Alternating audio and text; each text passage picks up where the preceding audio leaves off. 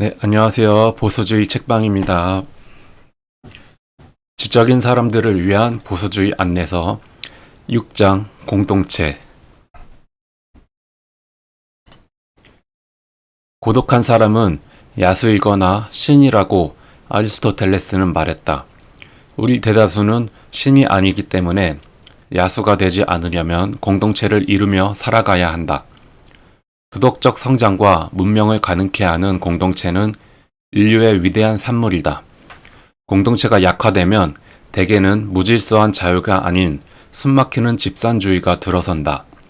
아리스토텔레스는 인간이 자연적으로 군집을 이루며 다른 사람과 함께 있는 즐거움을 누리려 한다고 우리에게 상기시킨다. 그렇게 진정한 공동체를 어지럽히는 사람은 인간 본성의 위대한 부분을 빼앗아가는 셈이다.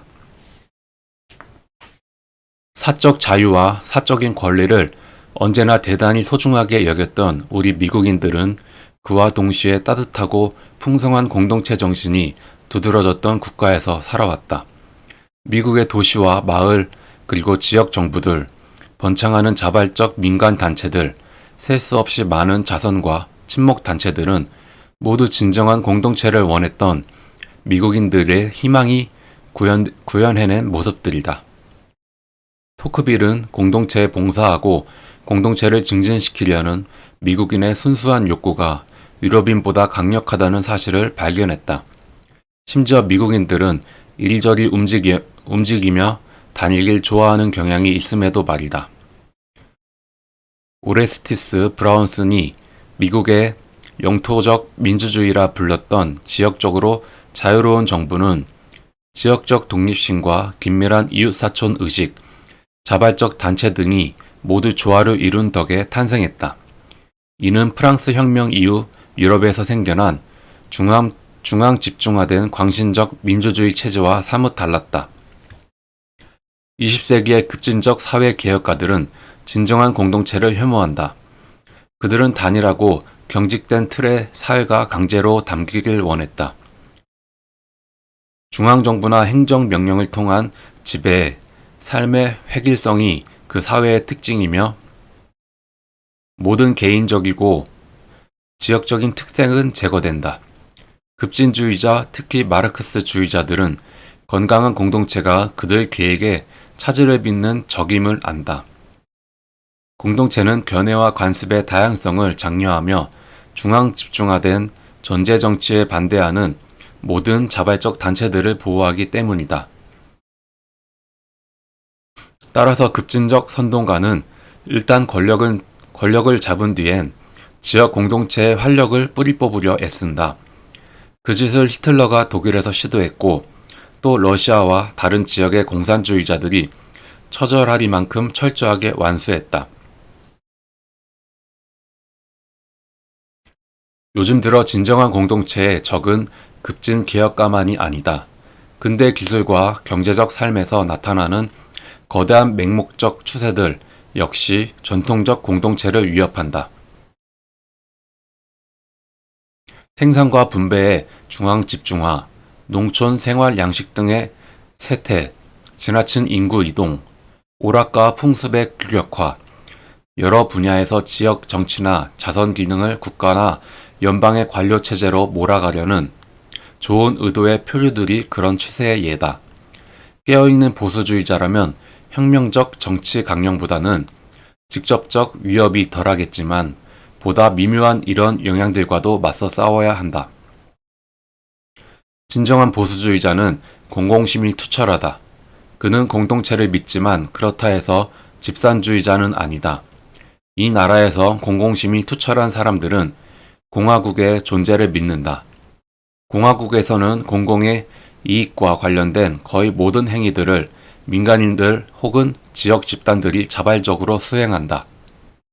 반대로 집산주의자는 그런 일을 대중국가가 해야 한다고 믿는다. 대중국가에선 강제가 곧 질서고 중앙기관이 인간의 모든 측면을 규제하는 통합된 단일 지배 체제가 작동한다. 물론 이론적으로는 모두에게 유리한 지배라고들 하나 사실 이는 특정 계급이나 무리들에게만 유리한 체제다.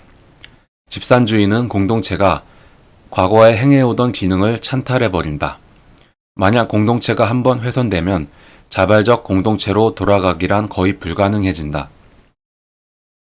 진정한 공동체에서는 시민들의 삶에 직접적으로 영향을 미치는 결정이 지역적으로 또 자발적으로 이뤄진다.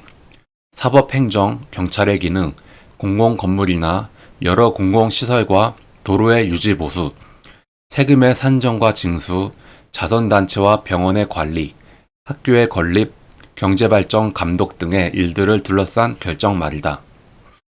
이런 기능의 일부는 지역 정치 체제가 담당하지만 나머지는 민간 단체들이 처리한다. 건강한 공동체는 이런 일들이 지역적으로 이뤄지고 시민들의 폭넓은 합의로 뒷받침될 때 제대로 작동한다. 그러나 그런 일들이 구성원들의 태만이나 일부의 찬탈 행위 때문에 중앙 집중화된 권력으로 넘어가면 공동체는 큰 어려움에 처하고 공동체뿐 아니라 개인의 권리와 사회적 복리 역시 위험에 빠진다. 근대 민주주의에서 사력 있고 바람직한 일 모두는 그 필수 불가결한 공동체 의식을 통해서 가능해진다. 민주주의라는 추상적인 이름을 통해 공동체의 이런 기능들이 중앙 집중화된 권력으로 넘어간다고 치자. 그렇게 되면 피지배자의 동의에 근거한 진정한 정부는 자유와 인간의 위험성에 적대적인 평준화, 규격화된 비인간적인 과정으로 대체된다. 미국에선 공동체를 건강하게 만드는 영향력들의 힘이 아직 강력하다. 그 어느 나라보다 미국에는 자발적인 민간단체들이 많다. 우리는 일반적으로 우리의 지역적 권리를 지키려 애쓴다. 또한 사회를 밀가루 반죽처럼 뭉개버리려는 급진 개혁가의 출현을 강력하게 막아내는 헌정체제를 보유하고 있다. 그러나 경계를 늦춰선 안 된다. 공동체는 공공의 대중이 방심할 때 빠르게 무너질 수 있다. 왜냐하면 공동체의 특권에 반드시 수반하는 달갑지 않은 부담을 중앙 집중화된 권력에 떠넘기기는 실제로 쉬운 일이 아니다. 미국인은 학교 운영, 공공시설의 보수, 자선 기능, 심지어 경찰 기능까지 주정부 혹은 연방정부에 점차 이관되는 현상을 용인해왔다. 이는 지역적 조세 부담을 피할 수 있어서인데 어떤 점에선 이미 그 과정에 깊숙이 들어섰다고 봐야 한다. 그 초기 단계에서는 공동체가 오래 수행해왔던 책임을 다른 사람들의 어깨로 이미 넘겼음에도 공동체가 주는 대부분의 혜택을 여전히 누릴 수 있다. 권리와 의무를 이렇게 포기한 데 따르는 결과를 미국인이 충분히 깨달으려면 수십 년 아니 수세대가 지나야 할지 모른다. 그러나 그 과정이 계속된다면 역사를 아는 사람은 그 결과를 쉽게 예언할 수 있다. 고 엘버트 제이 녹은 저서 어느 잉여 인간의 회고록에서 그 대체적 과정을 이렇게 그렸다. 중앙 집중화에 가까워질수록 관료제는 꾸준히 늘어가고 국가의 힘과 그에 보내는 믿음은 증가하는 데 반해 사회적 힘이나 사회적 힘에 대한 믿음은 줄어든다. 국가는 계속해서 나라 수입의 더 많은 부분을 빨아들인다. 생산은 활기를 잃어가고 국가는 핵심 산업을 하나씩 인수해서 관리해 나가지만 비효율과 부패, 낭비는 계속 늘어나며 그 때문에 최종적으로 산업은 강제 노동 체제에 의지하게 된다. 이런 과정이 진행되다 보면 어느 시점엔 국가 이해들 간의 충돌, 1914년에 벌어졌던 만큼이나 포괄적이고 폭력적인 일이 발생, 무기력한 사회 구조가 감당하기엔 너무나 심각한 산업적, 재정적 혼란을 낳는다. 그 결과 국가는 기계장치의 녹슨 죽음이나 해체된 익명의 세력들로 무심히 남겨진다. 나는 이에 덧붙여 이러한 공동체의 해체와 중앙 집중화된 권력으로의 대체 현상은 대개 문화와 도덕의 쇠퇴에 비례하여 발생했다는 점을 이야기하고 싶다. 문화와 도덕은 지역 공동체가 사람들에게 문명과 품위의 기준을 확실하게 심어줄 때에만 번성하는 듯하다.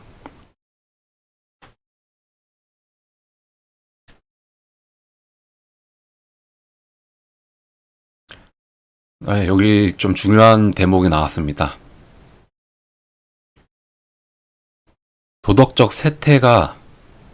문화와 도덕적 쇠퇴가 공동체의 해체와 중앙 집중화된 권력으로 이어진다고 얘기를 하고 있습니다. 네, 맞습니다. 사람들의 도덕과 그런 기준이 무너지면은 공산주의라든지 전체주의 정부를 낳을 수 있습니다. 지금 대한민국이 이재명 정부를 낳은 것도 사람들의 도덕적으로 이제 문란해지고 점점 그런 보수주의 가치관을 점점 잃어버리고 예능과 오락과 쾌락만을 쫓는 그런 타락한 국민들이 저런 전체주의적 정부를 낳았다는 것을 우리는 인지해야 될 것입니다.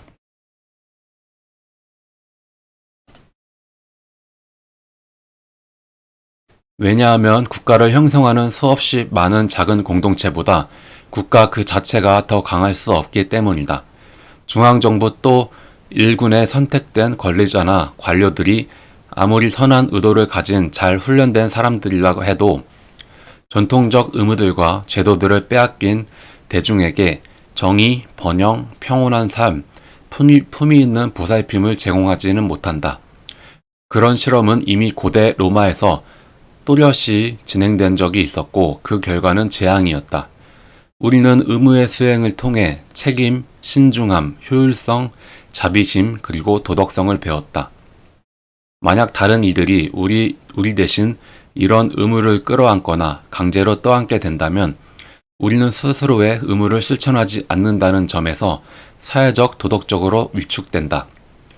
또한 그런 사회적 책임을 대신 떠맡은 관료 체제는 근면하거나 고상한 상태로 오래도록 남아있지 못한다.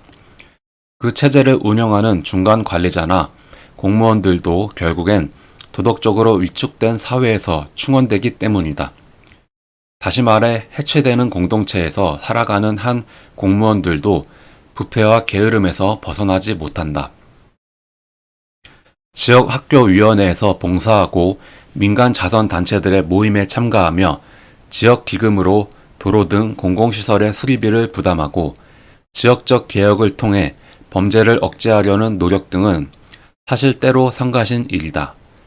그러나 이런 의무들이 공동체에서 중앙기관으로 옮겨가면 진정한 공동체의 지속은 오래지 않아 불가능해진다.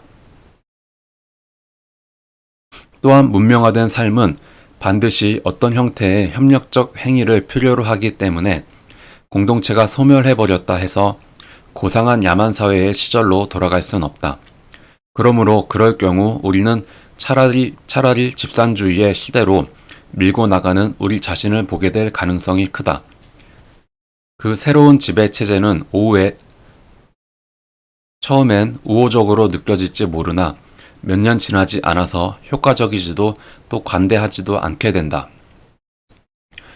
따라서 깨어있는 보수주의자는 공동체, 마을, 국가, 사업 조직, 시민사회 모임, 노조, 교회 집단, 동업자 집단, 학교와 대학, 그리고 자선기금이 요구하는 의무를 다한다. 또한 이런 핵심 집단들의 모든 기능을 멀리 있는 다른 이가 대신 수행하게 하는 실정법을 만들겠다고 나선 후보자들에게 투표해 그들을 국회로 보내는 것으로 시민으로서의 의무를 모두 이행했다고 믿지도 않는다. 공동체는 자유, 사적 권리, 그리고 시민사회의 질서의 전반적인 구조 속에서 핵심적 위치를 차지한다. 공동체가 없는 인간은 인간보다 조금 못한 아리스토텔레스가 말한 고독한 야수이거나 한 국가의 노예와 같은 군중에 불과하다. 보수주의자는 다른 사람에게 행해야 할 자신의 의무를 경멸하는 무정부주의자가 아니다. 그리고 그는 중앙 집중화된 이상향이라는 잡동사니와 자신의 타고난 권리인 공동체를 맞바꾸자고 제안하지도 않는다. 네, 지적인 사람들을 위한 보수주의 안내서 6장 공동체 읽었습니다. 네, 보수주의 가치관에서 또 중요한 게 우리 공동체죠. 저 좌파들은 마을 공동체 그리고 지역 공동체를 장악하기 위해 수십 년간 노력해왔고 지금 거의 장악한 시점입니다. 그들이 장악한 마을 공동체가 나중에는 우리 국민들을 억압할 것이고 통제할 것입니다. 그렇기 때문에 내년 지방선거가 참 중요합니다. 저들의 마을 공동체 장악 정책을 무너뜨려야 할 것입니다. 감사합니다. 보수주의 책방이었습니다.